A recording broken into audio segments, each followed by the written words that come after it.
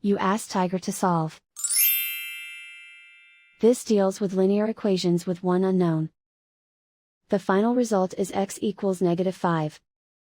Let's solve it step by step. Simplify the expression. Expand the parentheses.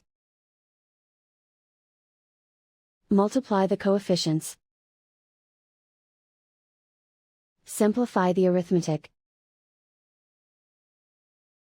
Expand the parentheses. Simplify the arithmetic. Group all constants on the right side of the equation. Add 3 to both sides.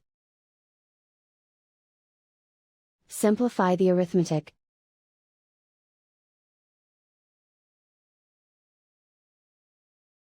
Isolate the x. Divide both sides by -14.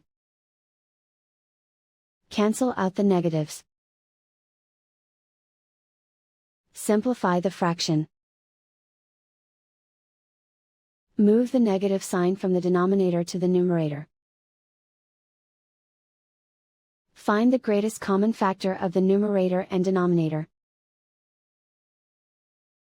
Factor out and cancel the greatest common factor.